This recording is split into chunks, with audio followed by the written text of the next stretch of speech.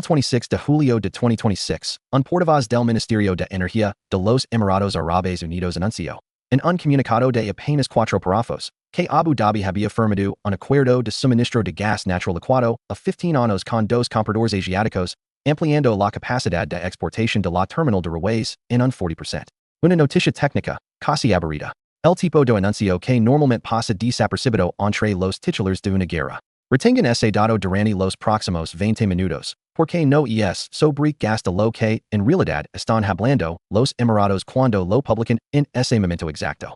Porque 48 horas antes, el 24 de julio, la Autoridad de Puertos de Fujairah había confirmado silenciosamente la reactivación de un segundo oleoducto terrestre diseñado específicamente para mover crudo hacia el Golfo de Omán sin necesidad de cruzar el Estrecho de Ormuz.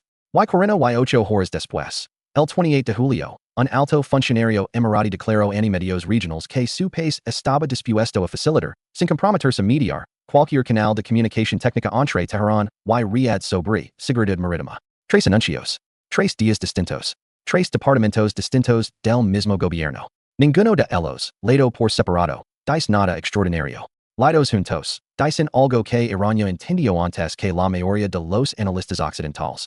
Los Emiratos acaban de construir, país por país y sin levantar la voz, una arquitectura completa para sobrevivir a cualquier escenario que venga después de esta guerra, incluida la posibilidad de que vuelva a empezar. Hoy quiero mostrarles cómo leer esa arquitectura, porque el orden en que se publicaron esos 3 anuncios no es casualidad.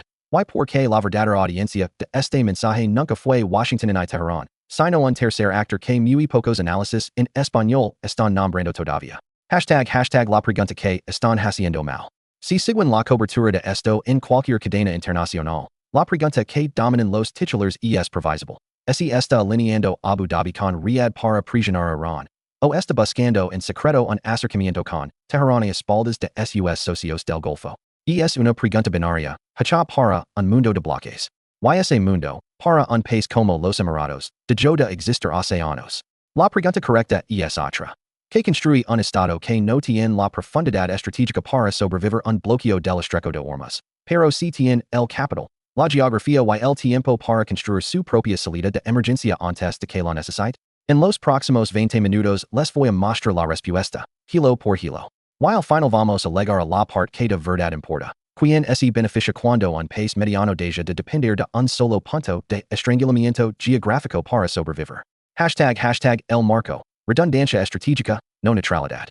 Para entender esto necesitamos un concepto que viene menos de la ciencia política clásica y más de la ingeniería de sistemas. La redundancia estratégica. En ingeniería, un sistema crítico, una central eléctrica, un hospital, un avión, nunca depende de un solo componente para funcionar.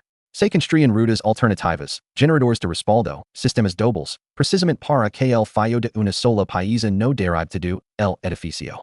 Nadie llama a eso indecisión. Se llama destino responsable. Los estados hacen exactamente lo mismo con su seguridad económica cuando pueden permitírselo. No es la doctrina del hedging que describe cómo repartir lealtades políticas entre dos potencias rivals. Eso ya lo conocemos bien. Es algo más elemental y, en cierto sentido, más peligroso de ignorar.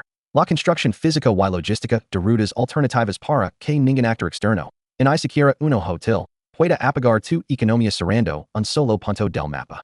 El antecedente histórico aquí no viene de Grecia, sino de un imperio que entendió esta lógica 1000 años antes que nadie, en Occidente la formalizara, la dinastía Song. En el siglo XI, enfrentada a rutas terrestres de la ruta de la seda cada vez más peligrosas por los conflictos con los reinos del norte, no se limitó a negociar con sus vecinos hostiles.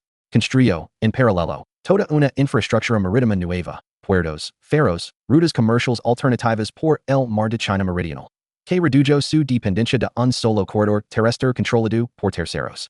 Cuando la ruta terrestre se volvía impracticable, el imperio no colapsaba, simplemente desviaba el flujo comercial hacia el mar. Esa es la lección que cualquier planificador emirati serios ha estudiado, formal o informalmente. La seguridad no se negocia solamente con palabras diplomáticas, se construye con tuberías, puertos y contratos firmados años antes de que se necesiten. Lo que los Emiratos están